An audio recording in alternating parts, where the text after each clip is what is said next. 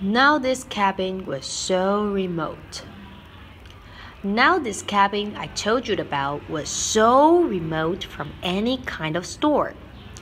And Jethro and his pa had been so busy trying to clean out that field. And, well, nothing much had been done about Christmas.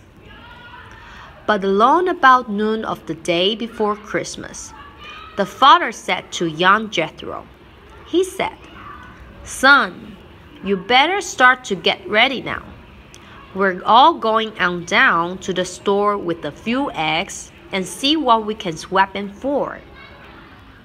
But young Jethro, who still hadn't figured out what he was going to give his folks for Christmas, said that he didn't think that he wanted to come along.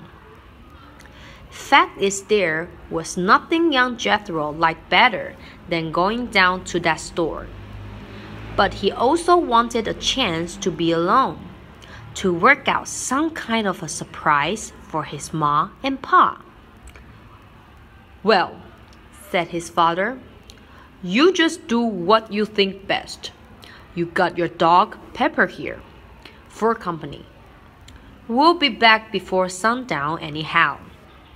So young Jethro, he stayed behind while his ma and pa headed out through the forest. "By gollies, what am I gonna get ma and pa for Christmas?" Jethro asked himself. "I know what. I'm gonna chop down all them trees and pull up all them stumps. And by the time they get back, there'll be plenty of room for garden patch. Maybe some space for an apple tree."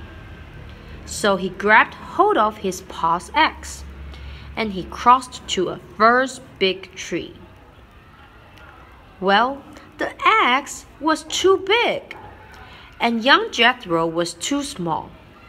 All he could do was just make a few nicks in the side of that tree, hardly peeled the bark off.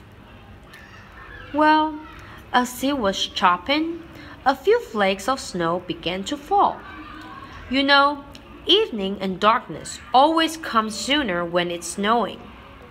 And soon it was snowing hard, and young Jethro said to himself, "Well, ma and pa sure ain't gonna get back before sundown. This snow will hold them up." So he went back to the cabin and he waited at the window. Hours later, there was still nobody in sight.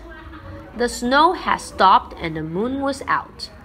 The trees were bent low with the weight of the snow, and one of the biggest trees looked like a huge lumberjack with snow on his neck and arms.